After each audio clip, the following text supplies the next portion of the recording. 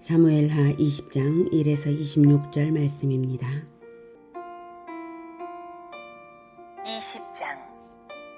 마침 거기에 불량배 하나가 있으니 그의 이름은 셀바인데 베냐민 사람 비그리의 아들이었더라. 그가 나팔을 불며 이르되 우리는 다윗과 난을 분 것이 없으며 이새의 아들에게서 받을 유산이 우리에게 없도다. 이스라엘아, 각각 장막으로 돌아가라. 하매 이에 온 이스라엘 사람들이 다윗 따르기를 그치고 올라가 비그리의 아들 세바를 따르나 유다 사람들은 그들의 왕과 합하여 요단에서 예루살렘까지 따르니라. 다윗이 예루살렘 본궁에 이르러 전에 머물러 왕궁을 지키게 한 후궁 10명을 잡아 별실에 가두고 먹을 것만 주고 그들에게 관계하지 아니하니 그들이 죽는 날까지 갇혀서 생과부로 지내니라. 왕이 아마사에게 이르되 너는 나를 위하여 3일 내로 유다 사람을 큰 소리로 불러 모으고 너도 여기 있으라. 하니라. 사랑하는 형제 여러분, 9월 14일 수요일 새벽 목상에 오신 것을 환영합니다. 오늘부터는 사무엘하를 다시 이어가겠습니다. 다윗이 성군이었으나 11장에서 밧세바를 간음하고 우리아를 죽여서 밧세바를 빼앗은 일로 인해서 하나님의 징벌이 선언되었습니다.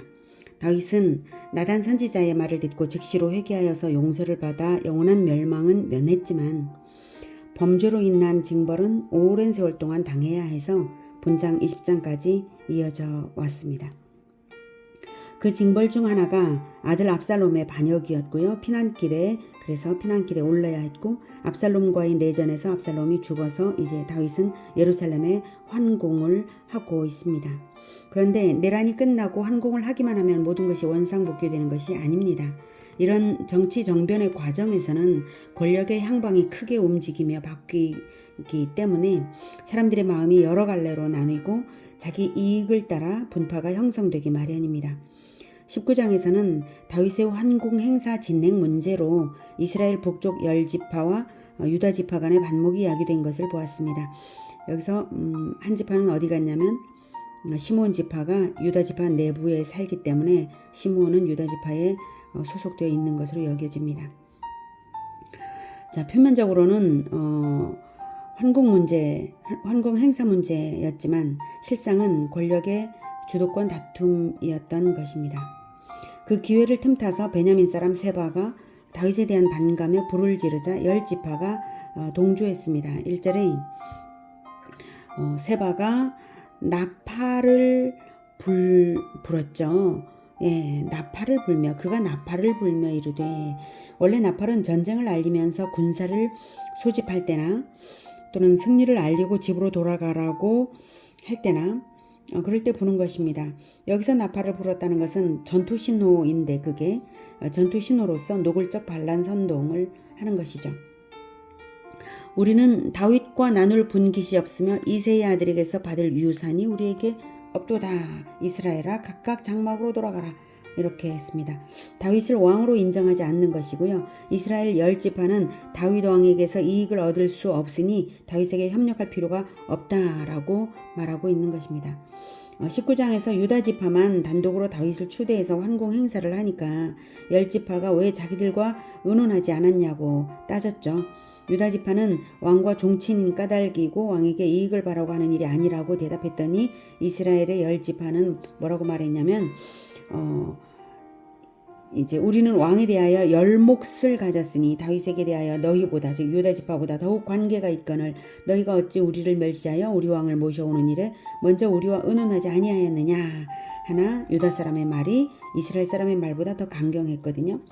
이렇게 왕에 대하여 열몫을 가졌다고 주장했지만 유다 지파의 말이 강경한 것은 바로 이제 친족이니까, 왕의 친족이니까 그랬고요. 자, 이렇게 나오자 세바가 유다 지파에 대한 반발과 또 이스라엘 10지파의 불쾌감을 틈타서 반란을 선동하는 것입니다. 적반하장이죠.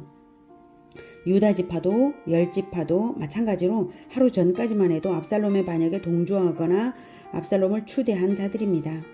그렇다면 이 순간 모두가 자기들끼리 권력 다툼을 할 것이 아니라 왕 앞에서 사죄의 태도로 충성을 다해야 그렇게 해서 연합을 하는 것만이 그들의 충성이고 할 일입니다.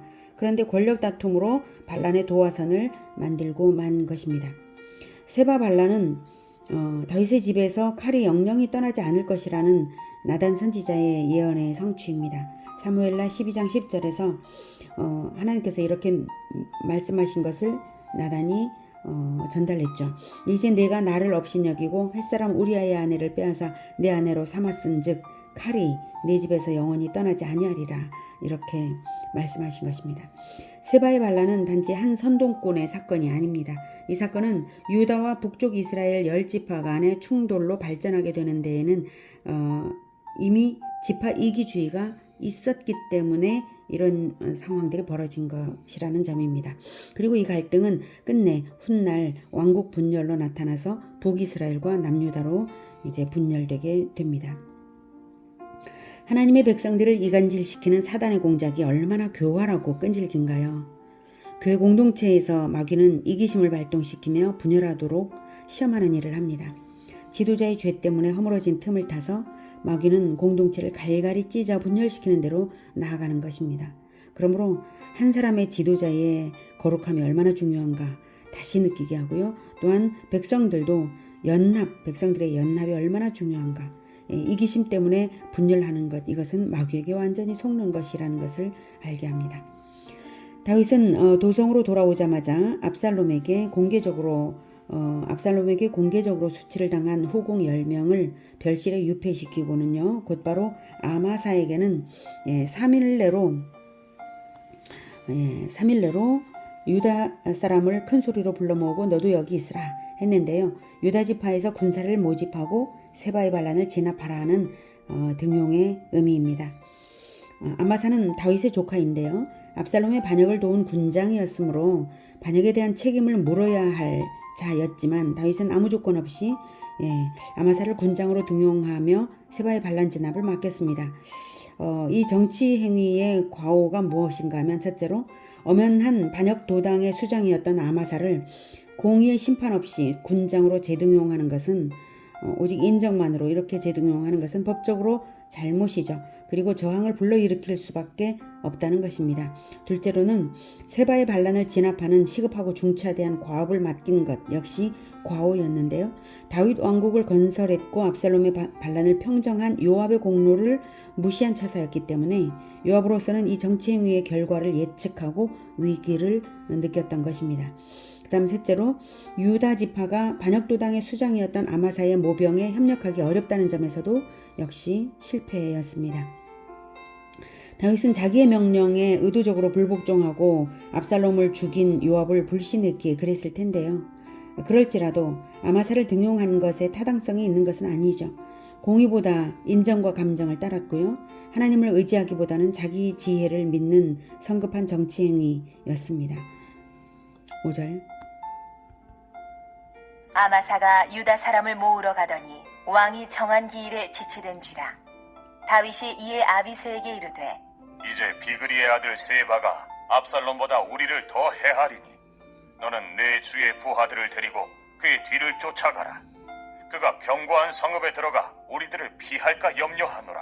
하매 요압을 따르는 자들과 그렛 사람들과 블렛 사람들과 모든 용사들이 다 아비새를 따라 비그리의 아들 세바를 뒤쫓으려고 예루살렘에서 나와 기브온 큰 바위 곁에 이르매 아마사가 맞으러 오니 그때에 요압이 군복을 입고 띠를 띠고 칼집에 꽂은 칼을 허리에 맸는데 그가 나아갈 때에 칼이 빠져 떨어졌더라. 요압이 아마사에게 이르되 내 형은 평안하냐? 하며 오른손으로 아마사의 수염을 잡고 그와 입을 맞추려는 체함에 아마사가 요압의 손에 있는 칼은 주의하지 아니한지라. 요압이 칼로 그의 배를 찌르매 그의 창자가 땅에 쏟아지니 그를 다시 치지 아니하여도 죽으니라. 요압과 그의 동생 아비새가 비그리의 아들 세바를 뒤쫓을세. 아마사가 정한 기일보다 늦어지자 다윗은 다급했습니다. 압살롬의 나는 개인적 감정에서 유래되었지만 세바의 나는 지파들의 쌓였던 감정의 폭발이기 때문에 시급히 처리하지 않으면 큰 내전이 될 것이기 때문입니다. 그래서 군사를 모집하는 일은 포기하고 훈련된 근위병들과 특별부대를 데리고 당장에 출격시켰습니다. 세바가 병력을 이끌고 견고한 성읍에 들어가면 그 성읍까지 공격하지 않을 수 없고 결국 내전이 일어나게 될 것입니다. 그런데 이번에도 다윗은 요압을 등용하지 않고요. 요압의 동생 아비새를 등용했는데요. 요압이 유능하다 하여도 왕의 명령을 쉽사리 어기고 압살롬을 죽였던 요압의 그 잔악함도 있기 때문에 게다가 말솜씨로 왕을 조종하는 태도까지 보였으므로 요압을 견제한 것입니다. 또한 요압은 과거에도 아브넬을 죽여서 개인적으로 보복 행위를 했던 자입니다. 다윗의 마음에 요압은 큰 짐이었을 것입니다. 하지만 요압은 명령을 받지 않았어도 자의적으로 아비새와 함께 갔습니다. 요압은 과거부터 이미 왕의 명령 없이도 군사행동을 함부로 하는 일들이 있었고요. 이번에는 아마사를 죽이려는 분명한 살해 의도 그리고 세바의 난을 자기가 직접 진압하려는 공로의 목표가 있었을 것입니다. 요압은 아마사를 용의 주도하게 죽였습니다. 사촌간이었기 때문에 네 형은 평안하냐 하고 인사를 하며 칼도 2개를 준비해두고 하나는 실수인 척 떨어뜨렸기 때문에 아마사는 아무 경계심 없이 요압의 입맞춤에 자기를 내맡겨서 수염이 잡혔습니다. 그래서 요압은 수염을 잡고 다른 손으로는 숨겨둔 칼을 잡아 아마사를 찔렀습니다. 아마사에 대한 요압의 적개심과 요압의 잔악함은 요압의 칼이 아마사의 몸속에서 휘돌려지며 창자를 끌어내치기까지였습니다. 아마사가 죽었으므로 이제 왕이 등용한 자는 자기 동생 아비새밖에 없고 그래서 누구의 눈치 볼 것도 없이 군장으로서 지휘하면서 앞서 나갔던 것입니다. 왕의 명령이 없었음에도 그럴 수 있었던 것은 자기를 따르는 세력이 막강하기 때문입니다. 11절 요압의 청년 중 하나가 아마사 곁에 서서 이르되 요압을 좋아하는 자가 누구이며 요압을 따라 다윗을 위하는 자는 누구냐? 하니 아마사가 길 가운데 피 속에 놓여 있는지라. 그 청년이 모든 백성이 서 있는 것을 보고 아마사를 큰 길에서부터 밭으로 옮겼으나 거기에 이르는 자도 다 멈추어 서는 것을 보고 옷을 그 위에 덮으니라. 아마사를 큰 길에서 옮겨가매 사람들이 다 요압을 따라 비그리의 아들 세바를 뒤쫓아가니라. 아마사를 따라왔던 국민병들은 요압이 아마사를 죽이는 장면을 목격하고 또한 아마사의 시신을 보고 너무 충격을 받아서 발을 뗄 수가 없었습니다. 이 순간 요압에 대한 충성이 곧 다윗에 대한 충성이라는 논리로 요압의 청년이 외쳤죠. 요압을 좋아하는 자는 누구이며 요압을 따라 다윗을 위하는 자는 누구냐라고. 네. 요압에 대한 충성이 곧 다윗에 대한 충성이다. 이런 논리예요. 일반 병사들은 요압의 입장과 다윗의 입장을 구분하지 않습니다. 그러므로 아마사의 죽음이 어쩌면 왕의 의도에 있었는가 의심도 했을 것입니다. 백성들은 경악할 일을 겪었으므로 동요했고요. 그래서 요압의 청년은 자신의 옷으로 아마사의 시체를 덮었고 아마사의 시체를 보지 못한 병사들은 알지 못하고 갔습니다. 14절 세바가 이스라엘 모든 지파 가운데 두루 다녀서 아벨과 벤마아가와 베림 온 땅에 이르니 그 무리도 다 모여 그를 따르더라. 이에 그들이 벤마아가 아벨로 가서 세바를 애우고 그 성읍을 향한 지역 언덕 위에 토성을 쌓고 요압과 함께한 모든 백성이 성벽을 쳐서 헐고자 하더니 네. 세바는 이스라엘 최북단까지 도망하면서 세력을 더 얻어서 견고한 성읍에 들어갔습니다. 요압은 성내의 방어력을 무력화하기 위해서 성읍을 포위해서 토성을 쌓았고요. 성벽 아래로도 구덩이를 파서 성벽을 헐고자 했습니다. 견고한 성읍에 들어간 이상 성읍 자체를 초토화할 생각이었죠. 그 성읍이 하나님의 백성이고 하나님의 기업인 것은 생각지 않았습니다. 16절 그 성읍에서 지혜로운 여인 한 사람이 외쳐 이르되 들을지어다 들을지어다 청하건대 너희는 요압에게 이르기를 이리로 가까이 오라 내가 내게 말하려 하노라 한다 하라. 요압이 그 여인에게 가까이 가니 여인이 이르되 당신이 요압이니이까 하니 대답하되 그러하다 하니라. 여인이 그에게 이르되 여종의 말을 들으소서 하니 대답하되 내가 들으리라 하니라. 여인이 말하여 이르되 옛사람들이 흔히 말하기를 아벨에게 가서 물을 것이라 하고 그 일을 끝내었나이다. 나는 이스라엘에 화평하고 충성된 자 중 하나이거늘 당신이 이스라엘 가운데 어머니 같은 성을 멸하고자 하시는도다. 어찌하여 당신이 여호와의 기업을 삼키고자 하시나이까? 하니 자, 이 여인의 지혜의 핵심이 무엇일까요? 첫째는 아벨 성읍이 여호와의 기업인 것을, 아벨 성읍이 여호와의 기업인 것과 그리고 전쟁에 대한 여호와의 도리를 생각하는 것입니다. 둘째로는 백성들을 살리기 위한 용기를 발휘했다는 것입니다. 셋째로는 정당성을 가지고 요압과 성읍 사람들을 설득하고 있다는 사실입니다. 넷째로는 나라를 위해 충성해야 할 요압에게 진정한 충성은 성읍을 화평하게 하며 승리해야 함을 알게 하며 화평의 방법으로 승리할 길을 제시했습니다. 그 무엇보다도 첫째, 아벨 성읍이 여호와의 기업이다. 아벨 성읍이 여호와의 기업이다 라고 하는 것을 생각하는 것과 전쟁의 도리를 생각했기에 용기도 설득력도 발휘될 수 있었습니다. 이 모든 일은 하나님의 섭리로 예비된 것이라 생각하지 않을 수 없습니다. 옛사람들로부터 아벨에게 가서 물을 것이라 라는 아벨에게 가서 물을 것이라 라는 아벨성에 가서 물을 것이라 라는 속담이 생기도록 섭리하시고요. 하나님께서 지혜로운 여인을 예비하신 것입니다. 19절에 어머니 같은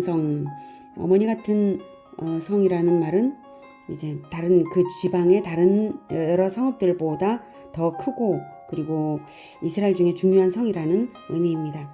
그리고 나는 이스라엘의 화평하고 충성된 자 중 하나이거늘 해서 이 나는 여인 개인이 아니라 성읍 전체를 가리키는 대표 단수입니다.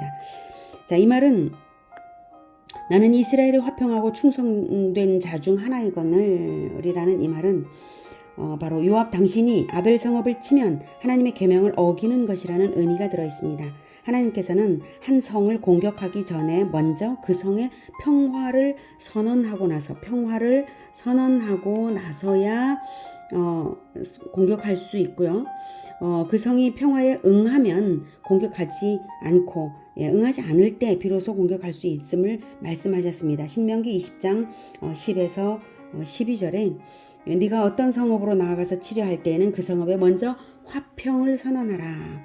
그 성읍이 만일 화평하기로 회답하고 너를 향하여 성문을 열거든 그 모든 주민들에게 내게 조공을 바치고 너를 섬기게 할 것이요 만일 너와 화평하기를 거부하고 너를 대적하여 싸우려 하거든 너는 그 성읍을 애워쌀 것이며 라고 이렇게 신명기 20장에서 하나님께서 전쟁의 도리를 가르쳐 주셨습니다.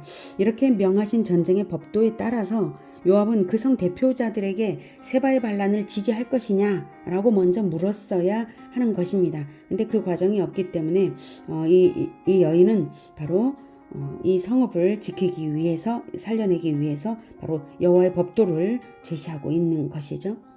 자, 20절 요압이 대답하여 이르되 결단코 그렇지 아니하다.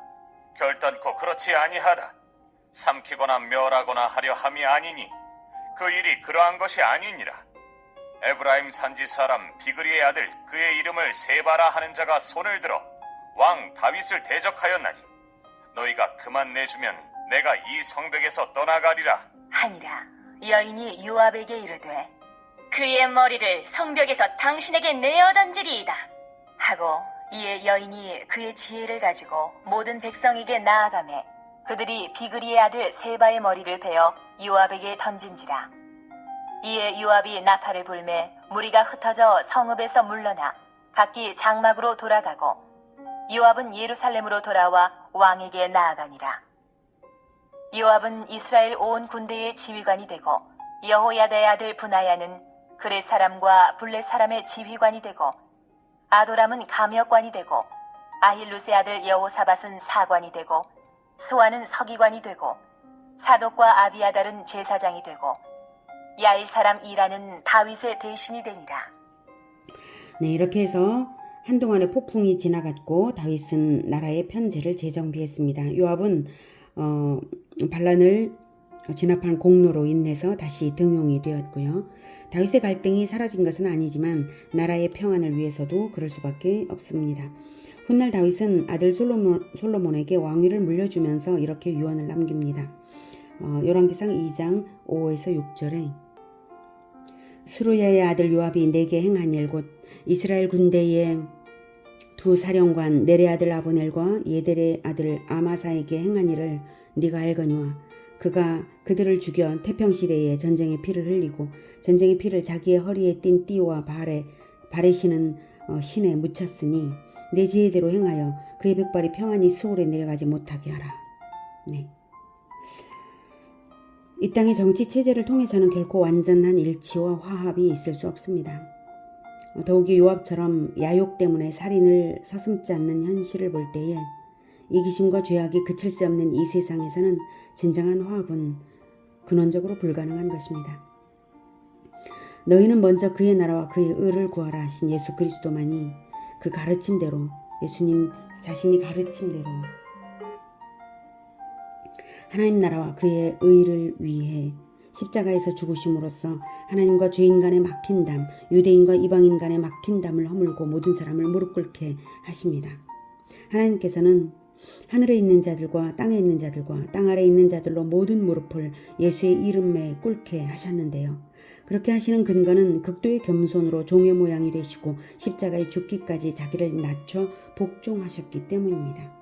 그리스도께서는 자기가 가진 그 어떤 능력조차도 자기를 위해 사용하지 않으셨습니다. 모든 것은 아버지의 것이었고 아버지를 위해 세상을 섬겼습니다. 세상은 권력 다툼으로 높아지려고 하지만 진정 높아지는 것은 다툼으로 높아지지 않습니다. 낮아지고 섬김으로 진정 하나님의 높여주심을 받는 것입니다. 오늘은 자기 이익만을 위하는 지파들의 분열과 자기 야욕 때문에 살인을 서슴지 않는 요압을 목도하며 인간성의 바닥을 보는 한편 진정 하나님의 것을 위할 줄 아는 여인을 통해서 나라를 살리는 장면을 보았습니다. 우리가 무엇을 먼저 위하는가 하는 것이 하나님 편인가 마귀 편인가를 가르는 지점입니다. 나 자신을 위하기보다 먼저 아버지의 나라와 그의 의를 구하는 우리 모두가 되기를 기원합니다. 기도하겠습니다. 하나님, 우리에게는 이기심이 늘 작동이 되어서 자꾸 나 자신을 먼저 위하곤 합니다. 이것이 마귀 짓인 줄을 생각지 못하고 의뢰 인간은 그러려니 생각합니다. 주님, 우리의 악함을 용서해 주시고 이기심을 버리고 진정 하나님의 나라와 그의 의를 먼저 구하는 그 마음을 우리에게 허락하여 주시옵소서. 우리가 하나님을 위하는 마음으로 세상을 섬기는 나를 위하지 않고 오히려 나를 위하려고 하는 것을 그러한 태도를 미워하고 버리며 오직 하나님 나라 하나님만을 위하여 살아갈 수 있게 주님 도와 주시옵소서. 예수 그리스도 이름으로 기도드립니다. 아멘. 이어지는 시간은 개인 기도 시간입니다.